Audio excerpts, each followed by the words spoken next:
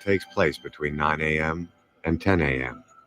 Events occur in real time.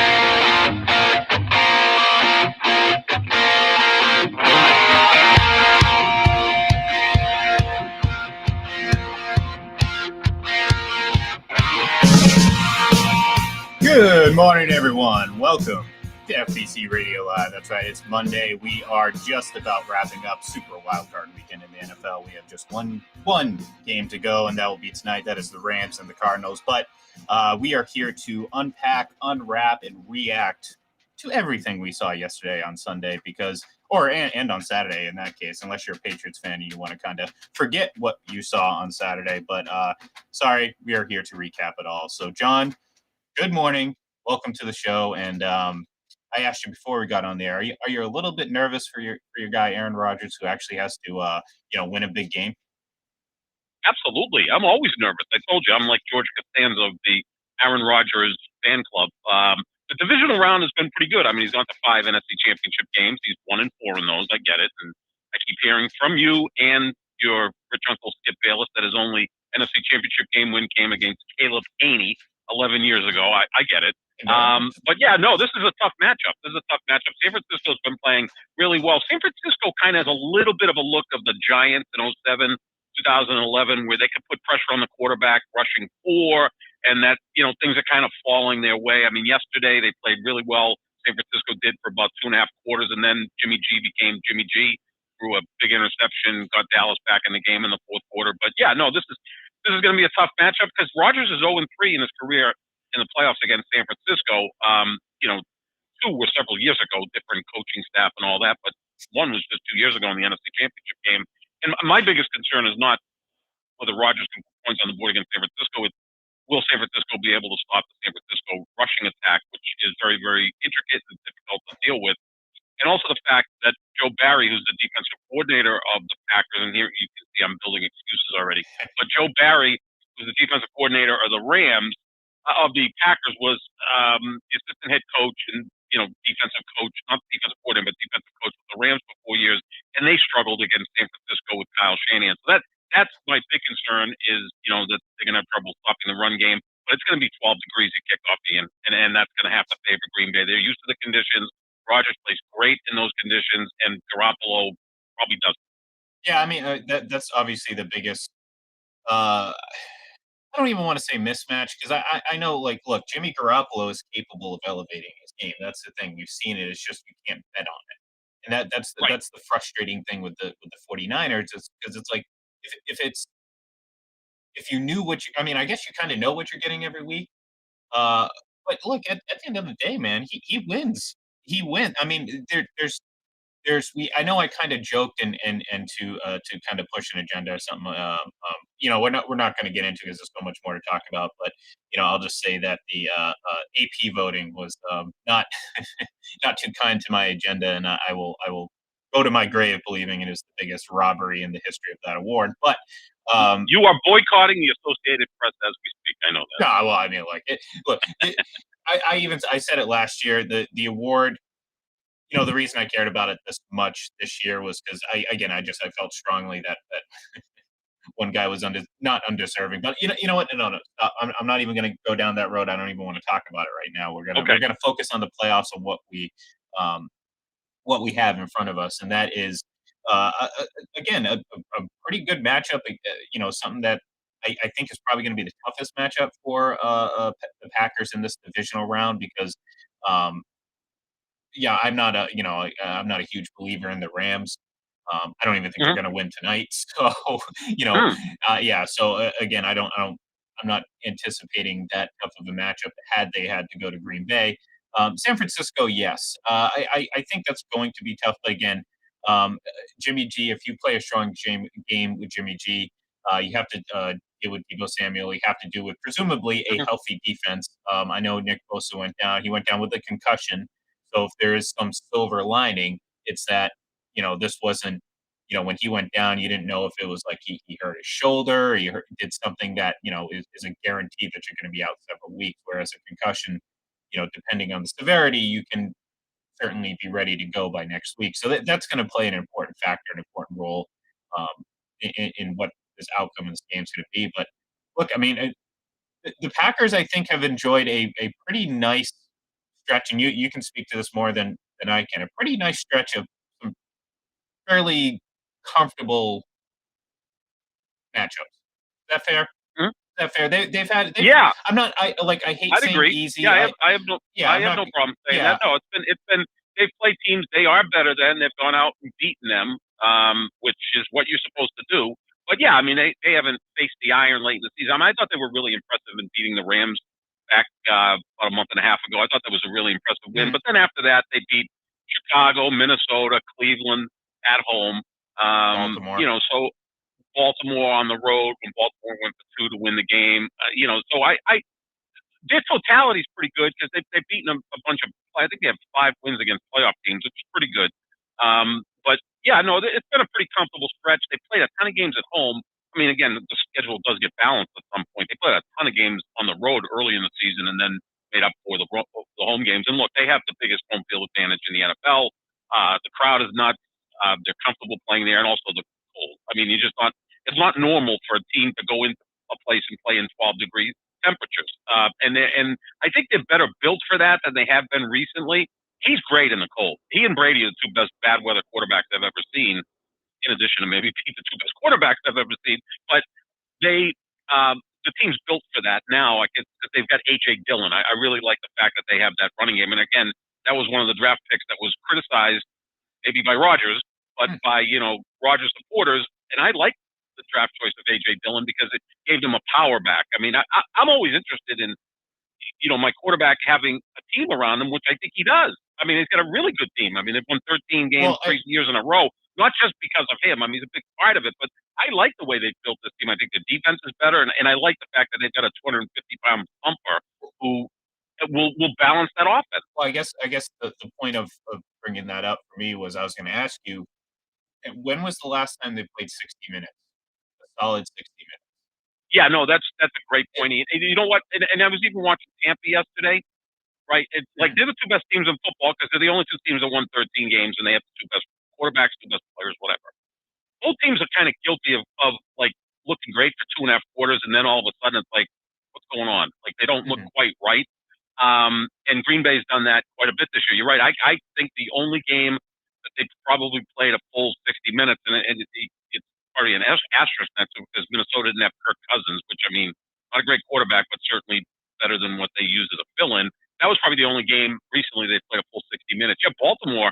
Uh, there was about a 30-minute stretch where they were awesome against Baltimore, and then they fell asleep the last 10 minutes. And they did it against Chicago. They did it against Cleveland. They were looked to be in command against Cleveland, and then they just fell asleep. And oftentimes it's the offense that kind of goes off the rails. And we saw a little bit of that with Tampa, right? Remember Tampa against Buffalo, where they dominated the first half, and then Buffalo kind of dominated the second half, but then Tampa was able to win in overtime. So, look, I don't think there's any really great legendary teams, right? That like the '04 Patriots, which just when they went on the field, you were like, this team's going to win. Like it's going to be a team that wins the Super Bowl this year that's got some flaws, right? That was, John, real quick, that was the most like chalk it up season I've ever experienced in my life.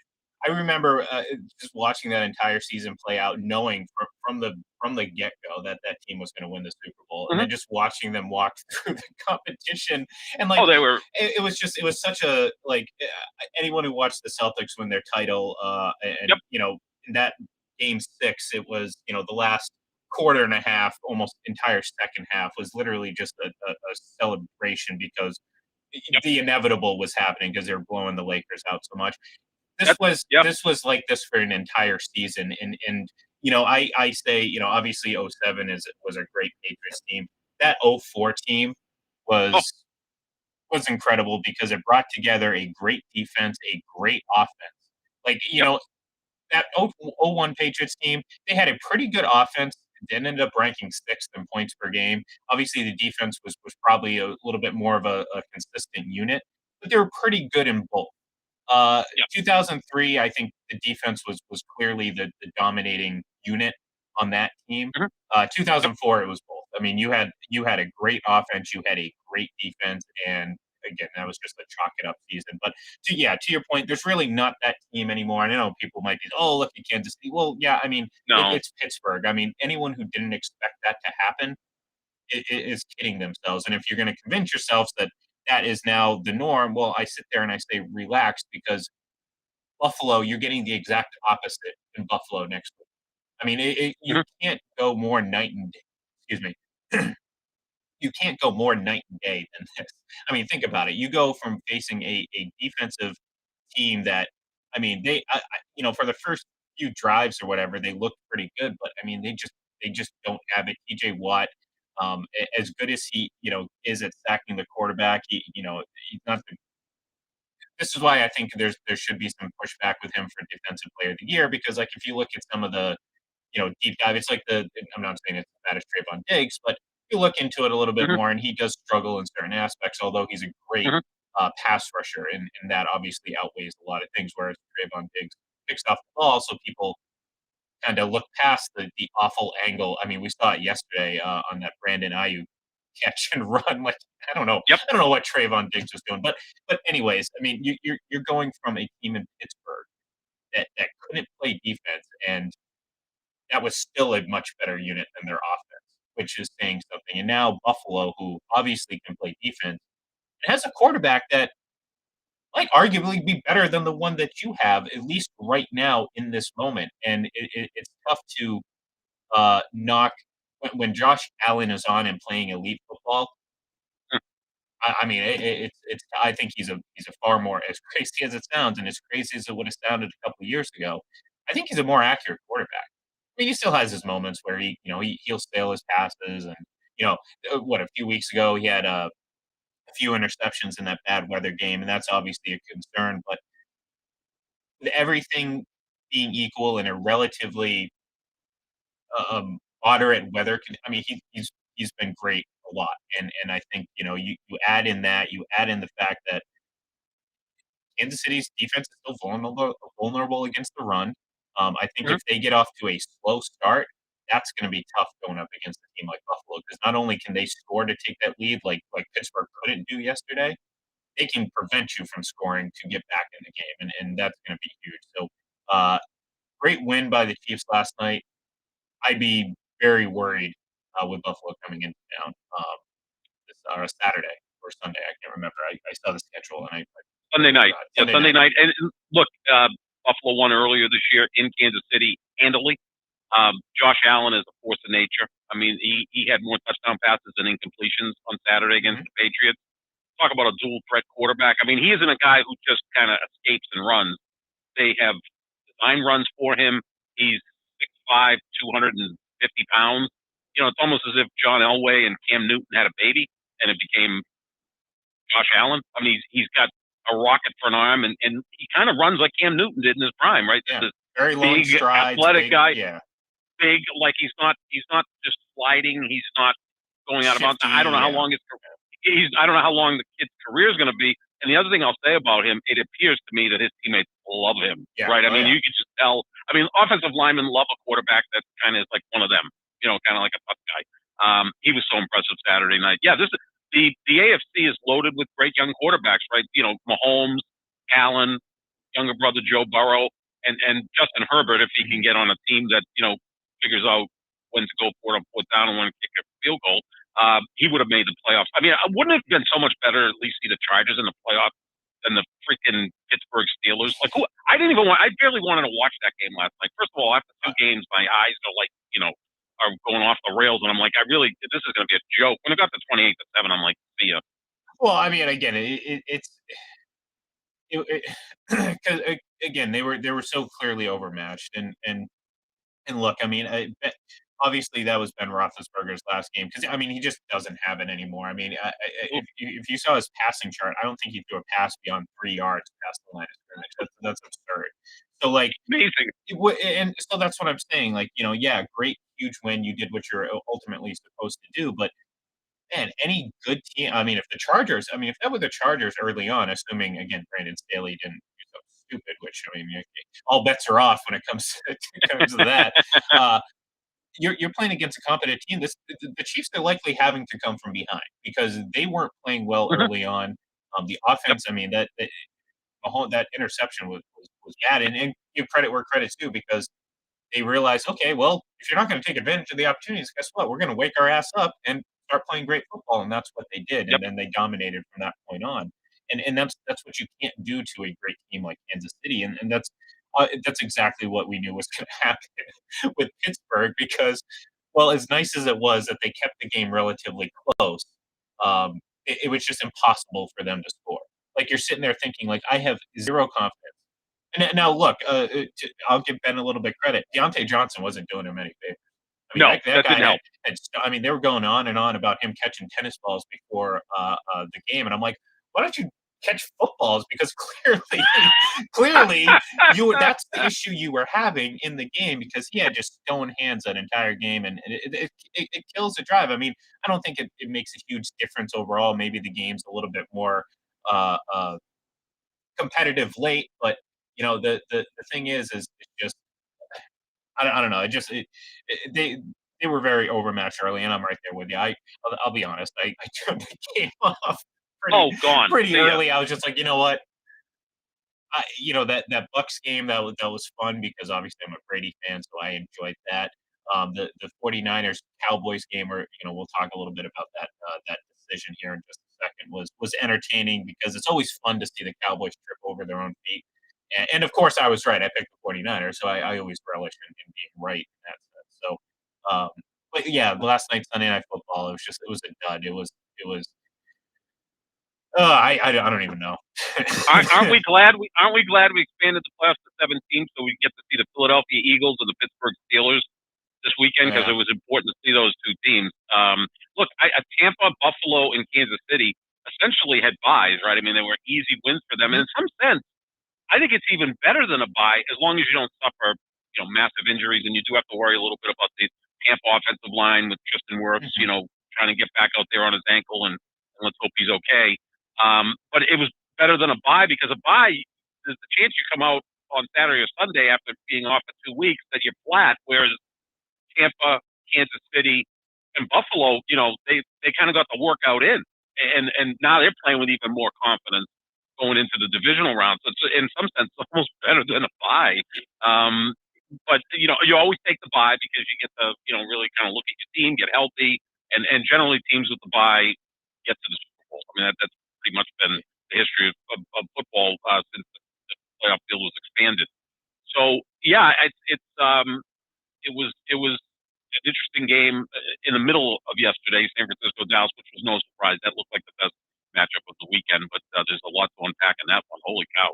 Yeah, well, real quick, I was going to say on a side note, Tom Brady's completing nearly 80% of his passes since Antonio Brown stormed off. Um, That's amazing. No, I mean he's yeah, amazing. I mean, it's I knew I saw you going at it with someone on Twitter. It was like, well, he looks off, and how the hell? I'm like, that's really the point. Is that like a great pitcher, right? I remember growing up, they used to say when you face Jim Palmer, and I'm giving away my age a long time ago, but they're like, get to him early, or then he's going to just shut you down.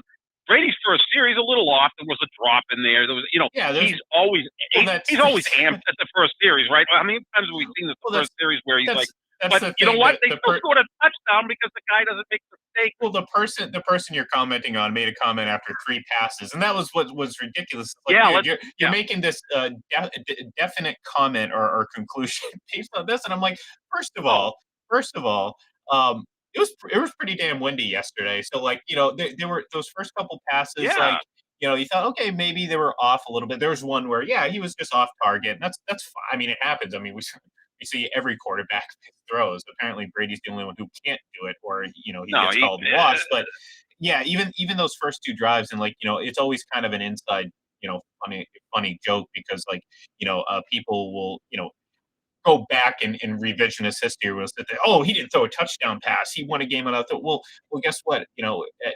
Going into that third quarter, he hadn't thrown a touchdown pass, but both of those touchdown drives were literally on the arm of him, and then they yeah. handed off deep Yeah.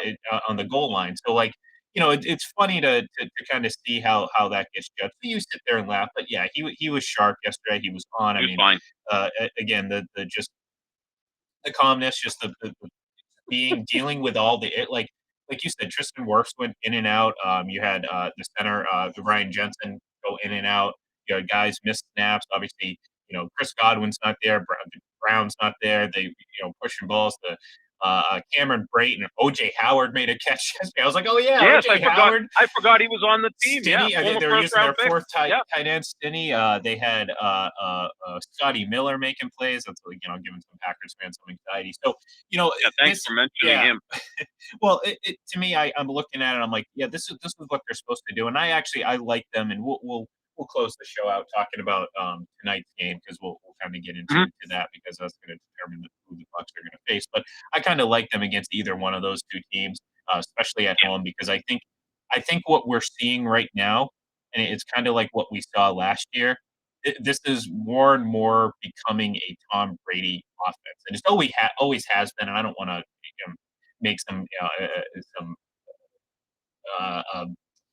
substanceless remark. I'm saying that you have Mike Evans, you have Rob Gronkowski, obviously, but it seems like it's a lot more play action. It's a lot more just Brady doing what he Yep. does pre-snap, and you're seeing him do that and get comfortable with Tyler Johnson. And again, I mean, they had few drops. I mean, Brady completed 78% of his passes yesterday, and I think they had 3 or 4 drops that were actual drops. He was fine. Yeah, He was right on point. Yes, big surprise. Tom Brady played well in the play.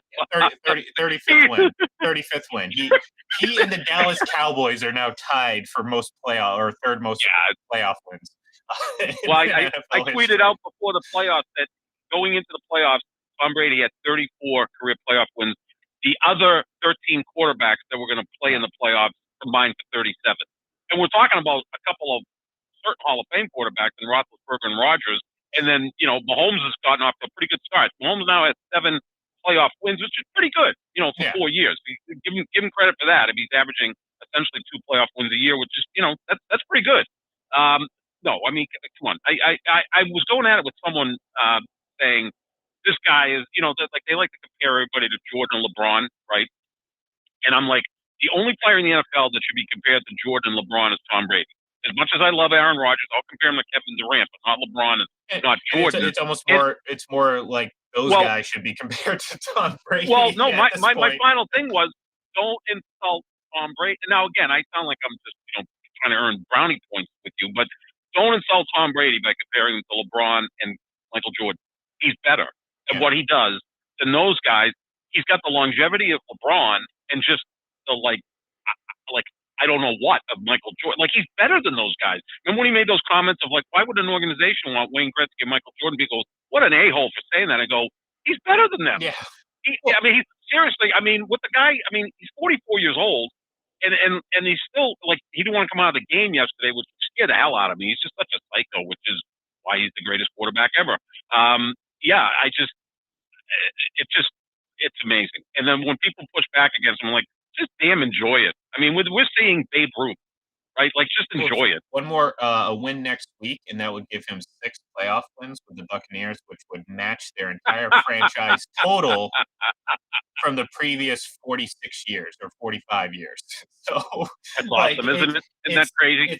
It's absurd. It's crazy. And on top of that, through 5 playoff games, and they scored 31 again. I mean, that seems to be the magic number for them in the playoffs. They're scoring that every game. You better be able to score more. Yeah, like literally, that's the job, right? 31 points. 31 points. I think they scored 30 in one game. So score 30 points, and that's all they do is score 30 points in the playoffs.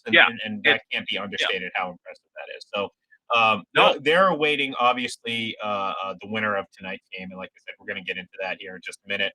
But I do want to touch a little bit more on that Cowboys 49ers game because yesterday on FPC NFL Sunday. I'm confusing my own shows here.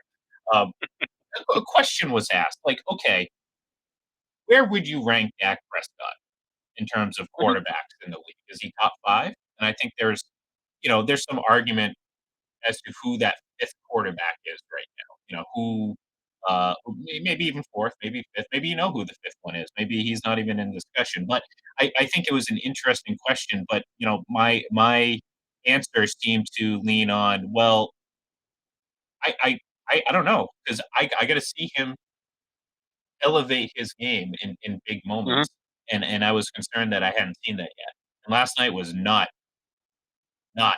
going to change my mind, and it was even further, I guess, emphasized or highlighted in his post game remarks, where he was talking about that final play. Which, look, from every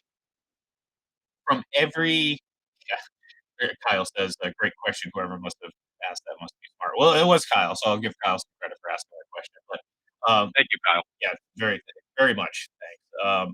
Kyle would have Rogers number one, right? Yeah, I think he's more reasonable than that. But no, anyways, it was I look, the decision to make the play. We talk about all the little things that Tom Brady does, situational Mm-hmm. awareness, things that don't show up on a stat Mm-hmm. sheet, and that's it right there. I mean, I don't care what the play call was. As a quarterback, you look at that situation. You had 12 seconds left, no timeouts, and you decide to run up the middle. Now, everyone's sitting here complaining about the referees, the officials. Well, you should have listened to Tony Romo on the broadcast. And I can't believe I'm saying that, because you and I are both not the biggest Tony Romo fans, but he was telling you exactly why it happened. Yep. Every quarterback, he knew it. I'm sure as hell Dak Prescott knew it. I'm sure every quarterback, maybe outside of some pretty poor quarterbacks in the past, you know that rule. You have to give it to the umpire, and the umpires do it. Now, Yep. on top of that, too, John, and I saw a screenshot of this. They got Dak went down, I think, at like the 26-yard line, and he tried to place it at the 23-yard line, and they were lining up Right. based on that. So again, like, anyone who's sitting there complaining about the officials, complaining about that, or blaming this is 100% on the Cowboys and Dak Prescott, because there was nothing he did in Mm-hmm. that situation that was right. Again, just deciding to run up the middle was just absurd. I mean, the fact that he didn't go down sooner was even more absurd. Exactly. The fact that he completely forgot to give the ball to the umpire and then complained about it. Well, yeah, guess what? You deserve to run out of time there. And I think after the fact, he kind of passed the buck a little bit. He didn't own up to that, and that's something that, to me, is, if I'm a Cowboy fan, I'm disappointed in that, because I don't care who you are, what team you play for, you're the quarterback, you got to shoulder the blame. I don't care if it's your fault or not. In this case, it was his Mm-hmm. fault. So, like, he deserved to take the blame, and he deserved to get the blame. But Mm-hmm. if you're looking for your leader or your guy to lead this franchise, the quarterback, um, you can't get him up there and basically passing the buck, and saying, "Oh, well, there's a lot of confusion." No, no, you own it. You own it. You made a mistake. You own it. And unfortunately, excuse me. Unfortunately, he didn't do that. And the And Cowboys. usually he's good at that. Usually he's really good at that. usually That's yeah. those because we like that in the quarterback. My guy doesn't do that, right? No, So that's the no, reason he I love does Rod. not. The reason I love Rod. And can you picture Rogers in that situation after the game? How smarmy and cynical, and like he would be, but it'd be awesome though, because it's theater. I mean, it's like performance art with this guy. It's awesome. But with Dak, we expect more from him. And look, I think he's at the back end of the top 10 quarterbacks in football. I mean, you watched this weekend. How can anybody in their right mind put Dak ahead of Josh Allen? How can anybody put Dak ahead of younger brother Joe Burrow? I certainly wouldn't put Dak ahead of Justin Herbert. So there's three guys right there. Not to mention the big three of Brady, Rodgers, and Mahomes. To me, they're in a different category. So there's six right there, and then go from there. But as far as, I mean, everybody we heard after the game, from Chris Sims to Rex Ryan this morning, said 16 seconds is the cutoff on that. You need to have 16 to 18 seconds. Play it safe and say 18 seconds. You need 18 seconds to get up there, slide, make sure the official gets the ball. Look, the officials are 62 years old and can barely see, and half of them are out of shape. You think they're going to run as fast to the line of scrimmage as an NFL player? No. I mean, there's that certain spotting the ball. First of all, is frustrating. I'm watching the game yesterday. Spotting the ball is such an imperfect thing in the NFL. It's frustrating. But yeah, you got to leave more time for that. And look, and McCarthy after the game goes, well, would you like to have us throw a 50-yard Hail Mary? First of all, you're at the 41. If Dak can't reach the end zone from the 41, then why should you pay him all that money? Hey, cut the field in half. Cut the field in half. You had, what was it, 14 seconds. You complete a pass, 15 yards down the field. All of a sudden, you're a pretty reason. I mean, it's still going to be difficult. I mean, look, you're in that situation for a reason. This isn't like, oh, we're getting an unfair shake here. No, you dug the bed you had to get out of. So this is the situation that presents itself. Right. Sitting there and blaming or passing the buck or whatever is just not going to do it. It's not going to cut it, because at the end of the day, it's you guys. I'm talking about the Cowboys. Dak and the coaching staff that failed, that obviously fell short in this. And you know what? You have to go back and figure out how do we get past this because you know I mean, how again, Dak's not new. He's been around the block for a while. He's been with this team. This Dallas team has been good for several years now, but they still haven't won a playoff game. And at a certain point, like He's in his sixth year. He's Yeah. in his sixth year, so he's not. He's paid to be an elite quarterback, right? I Yeah. mean, they made the decision to pay like Mahomes and these other guys, and he's not as good as those guys. But you pay him for other things too, right? The leadership and all that. And look, the Dallas quarterbacks. It's amazing in my lifetime. The two best Dallas quarterbacks were Roger Staubach and Troy Aikman, who I think are woefully underrated Mhm. as quarterbacks, right? Because Aikman played on a team that won 3 Super Bowls, but it was the offensive line, the running game, and Michael Irvin and Jerry Jones and Jimmy Johnson. I think he's woefully underrated. I think Staubach's one of the all-time greats. The two most recent quarterbacks to me are wildly overrated: Mhm. Tony Romo and Dak Prescott. It's almost as if they've been anointed these great quarterbacks, and they're not. Yeah, it's just and now the big question, obviously, Ian, is like McCarthy going to survive this? I say hell yeah, he's going to survive this. As much as people think that Jerry Jones, it kind of has a short trigger, which he can't have, he generally sticks with his coaches for a long, Mhm. long time. Jason Garrett was there for 10 years, right? I mean, he somehow managed to live with Bill Parcells for 4 years. The one he was quick triggered on moving on from was Jimmy Johnson, which was a mistake. Yeah. Obviously, if you keep Jimmy Johnson in that position, Lord knows how many Super Bowls you win. He had everything cooking there. He likes Mike McCarthy. Look, from what I understand, and this is coming from Rich Uncle Skip Bayless, that essentially Jerry on Friday likes to sit, have some beers, and eat nachos with his coach. Now, the two coaches that never did that with him were Jimmy Johnson and Bill Parcells. They're not into that. They're coaching the football team. The rest of them do it because, what the hell, the paycheck's pretty good. And Mike McCarthy's good at that, so he's going to stay. No, and look, I put more blame on the quarterback than I do the coaching because Yep. again, you can only have so much control about what happens, after that ball snap. And again, the decision to not only see what time you had left and to still do what you did. I mean, again, that falls on the quarterback. Um, maybe there was a different situation, different type of play call. I mean, whatever it was, it was bad nonetheless. So, hey, there we go. We got the Cowboys out and the 49ers in, and we got that matchup with the Packers on tap. So that means, like I said, yeah, I know, I I know, would it's have okay. preferred. Yeah, that's the only game I got wrong this weekend against the spread was picking Dallas to beat San Francisco, and I think it was more wishful thinking than anything. Yeah, But we'll see. whatever. I got everything right, but I actually thought Pittsburgh might cover the 13-point spread, and I was Yeah, I clearly never. I wrong. just. Oh my That's the god. only thing. Well, Cool. that and picking the Patriots, but that was more my heart Well, than my head. So, yeah, I forgive you on that one, Ian. I'll take a pass. But anyways, so we have tonight. We have the 49ers and the Cardinals. I said earlier already that I'm picking the Cardinals, and for a lot of the reasons that I've complained about Matt Stafford in this entire season and claimed what was going to happen in November. He's going to end up throwing a pick at the worst time tonight, and it's going to hurt this team, and they're going ultimately going to end up losing. And it's not that I have all this incredible confidence in the Cardinals. I think I like Kyler Murray. It's going to be good for them if JJ Watt's back, even in a limited role. That's obviously going to help. But I trust the Rams and Stafford so little that Mhm. I'm willing to sit there and say that they're going to end up going one and done because at the end of the day, I think that he's going to end up making a mistake. And it can't be understated how much pressure is on Matt Stafford right now. Individual pressure, not Mhm. like on top of the team pressure, individual pressure. Because this is a guy, we talk about Dak Prescott. Oh, he's this thing. Well, Matt Stafford, he's a 10-plus year guy. Okay, he hasn't had that playoff success, and for years he's been kind of getting a pass because it's Detroit, but there's no pass now. Like if he goes out and lays an egg, you know, I think you drastically start rethinking what are we feel about Matt Stafford moving forward. So whether or not he delivers under this level of pressure remains to be seen. And I personally just don't think it's going to happen. I think it's going to become a little bit too much, and it's hard to ignore how much he's poor he's played the last few weeks. I think 8 touchdowns, 8 interceptions. That's not good. He's thrown 17 interceptions this year, which is really abnormally high in this day and age. I mean, interceptions was somewhat up this year for whatever reason. I mean, that's why I think you see the passer ratings were down a little bit this year. QBR was down a little bit this year. It seemed to be more interceptions.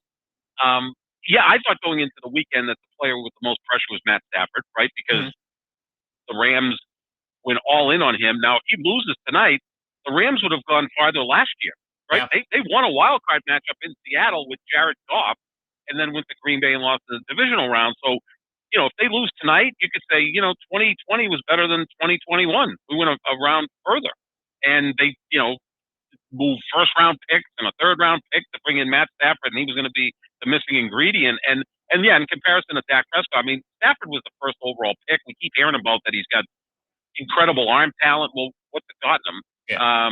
So yeah, I thought he had the most pressure here. I'm going to ask you this though: as a Brady Easter, who do you fear more next weekend, the Rams or Arizona? I don't know if it's so much. I mean, I think I would say the Rams defense. Who would be a tougher matchup? You think? I think you just nailed it right there.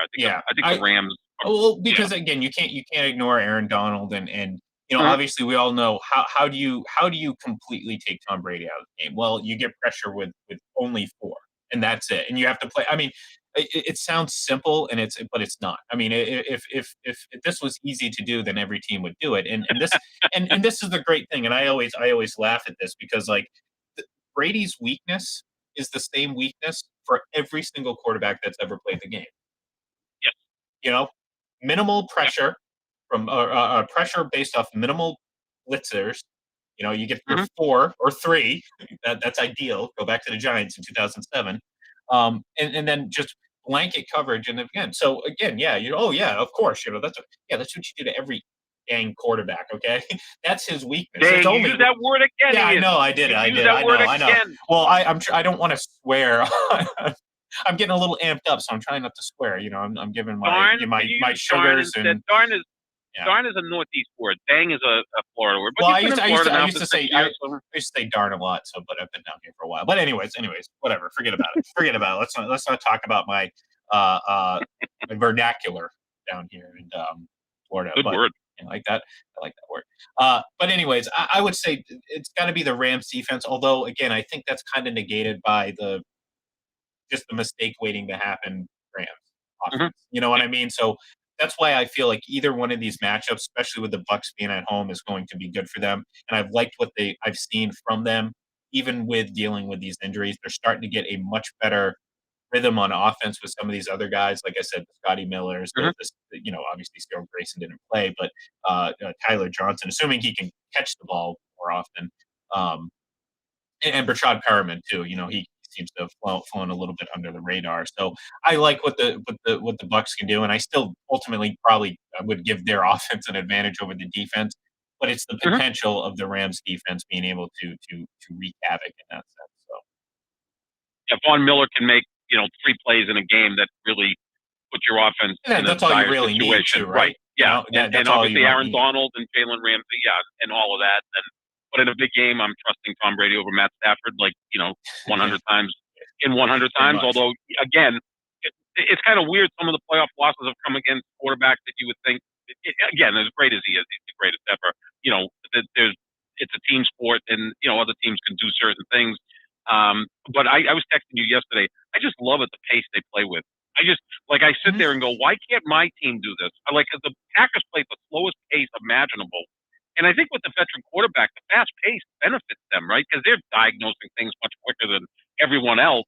Well, it's all about situation, love the pace they played with. Oh man, right? You can't go that pace the entire game because your offensive linemen are going to collapse. And if you go 3 and out, you don't give your defense a chance to rest.